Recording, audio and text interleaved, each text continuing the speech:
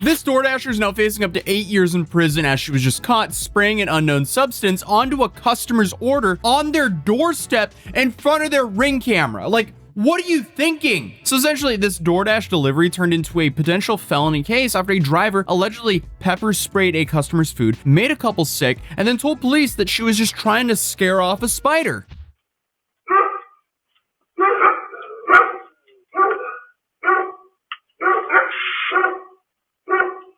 What?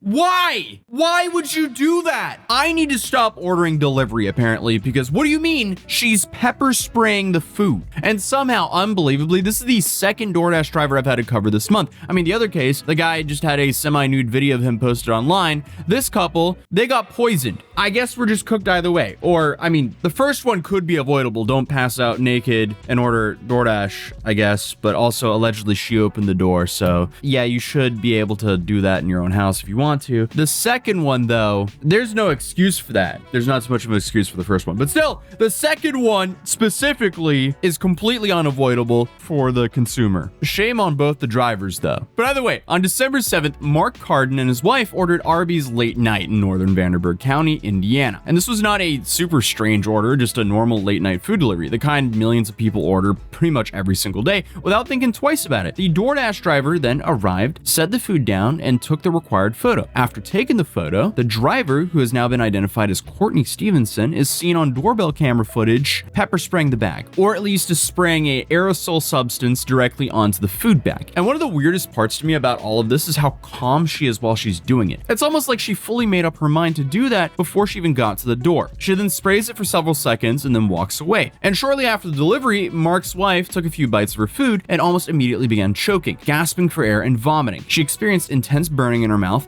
throat, nose, and stomach. So this wasn't some like mild pain or food poisoning that crept in later. This was an immediate physical reaction that seemed like something chemical. Mark checked the bag and noticed it had something on it. That alone is scary. Food bags are not supposed to have some sort of unknown liquid on it. So he did what most people wouldn't even think to do unless something felt seriously wrong. He looked at the doorbell footage. A DoorDash delivery woman drops off a bag of food and takes a photo to document the delivery. So far, so good. The food was delivered to homeowner Mark Cardin's front door in Evansville, Indiana. Then, something happened to his wife, Mandy. She started eating and she started coughing and gasping. The next thing I know that she's gagging enough that it's made her throw up. And I come in here and I noticed that there was some type of spray on the bag. And that's when I went back and watched the footage from my doorbell camera and realized that the food had been tampered with. When Cardin watched the footage, he noticed that after the driver snapped the photo,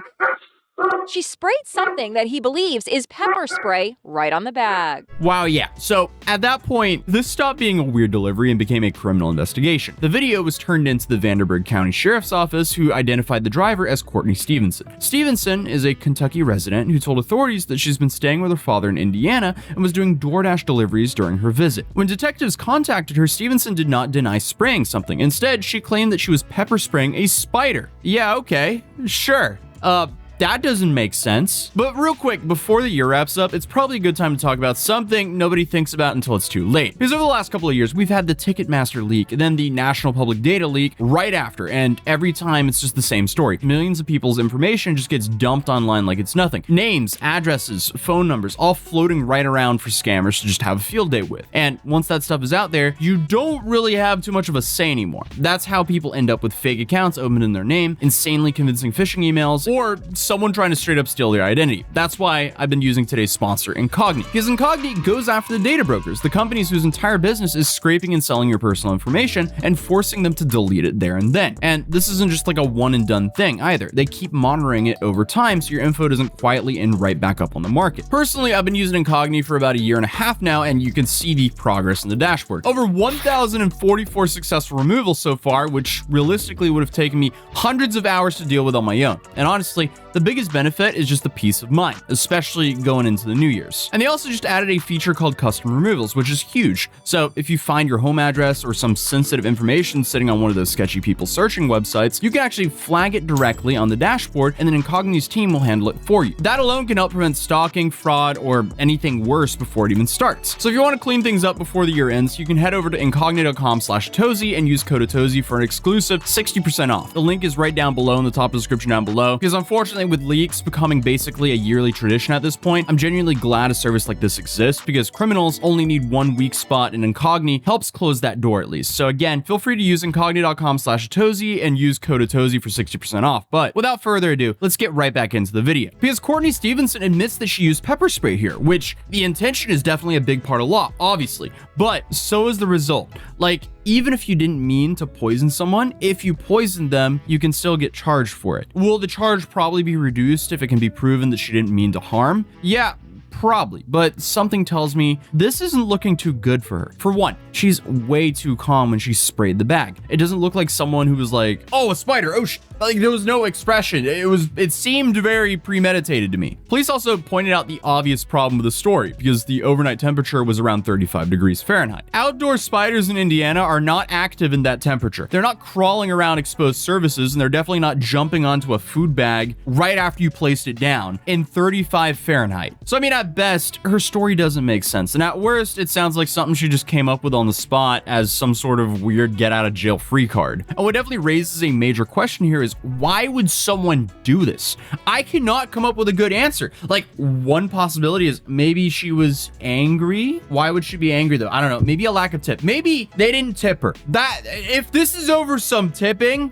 and I mean, we've covered DoorDash drivers actually crash out over not getting a tip before. And obviously that's shitty. Like, if you're ordering food, you should absolutely tip the person who's going out, especially in the cold, and bringing you the food. And obviously we can blame these massive corporations all we want to for essentially just passing on paying their workers fairly to us for having to tip 20% for them doing things. But unfortunately, us blaming the corporations and not tipping, that doesn't pay the bills of the people who are actually going out and doing it. So for now, we kind of have to do both. We have to tip well, because then the driver actually gets food on their table, and also complain, because it's also very unfair for consumers for these companies to actually just pawn off.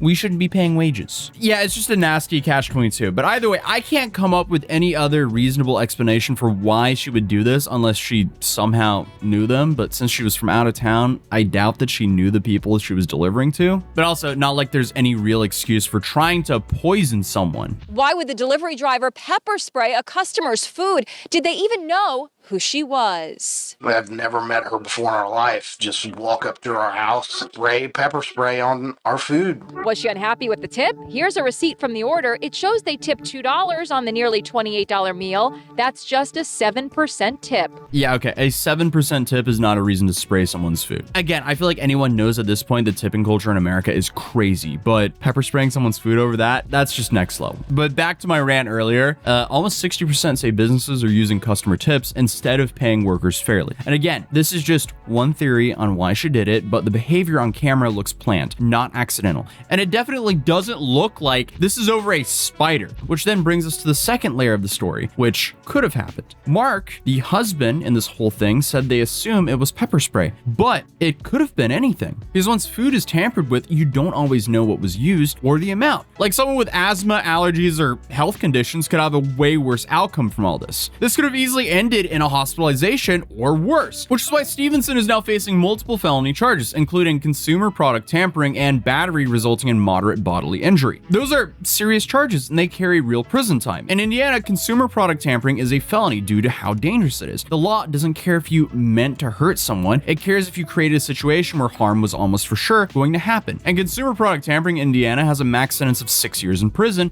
and a $10,000 fine. And battery resulting in moderate bodily injury has a max sentence of 2.5 years in prison and also a $10,000 fine. So in total, she's facing 8.5 years and $20,000 in fines as a max sentence. Will she get the max sentence though? Probably not. But based on this video, prosecutors are going to argue intent. The calmness and how long she sprayed are going to be brought up. So as of right now, Stevenson has been arrested and is being extradited to Indiana. DoorDash has permanently deactivated her account and refunded the couple, which Honestly, that's the bare minimum DoorDash could do. And the husband here said that he wants to see her prosecuted, so the victims here are probably going to be showing up to any court dates to see this through. So I guess what comes next is the court process. So prosecutors, they could push hard on the tampering charges because those are way easier to prove when there's video evidence. The battery charges will depend on medical records and testimony about these injuries. The defense will likely try to argue that lack of intent, mental state, panic, or some sort of misunderstanding. The spider argument might be a part of that, but to me it doesn't really seem like that strong of a defense, you know, considering the temperature and the footage. So as of right now, we're probably looking at some sort of plea deal or trial. But either way, prison time is definitely on the table here. So one thing is for sure, Stevenson being able to work any kind of a job involving food or delivery or customer trust, that's probably out the window.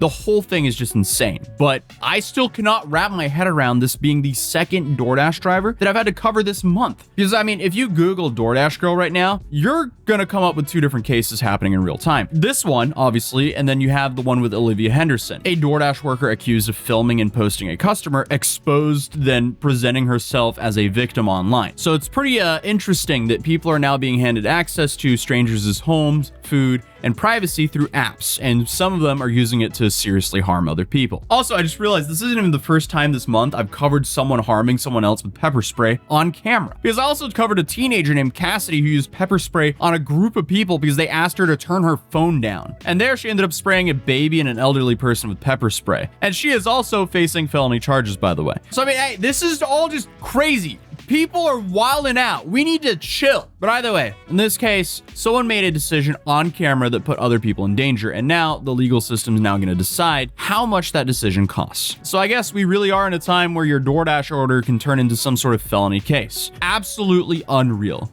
But hey, feel free to subscribe if you're new, drop a like if you enjoyed this video, and I'll see you guys in the next one. Peace.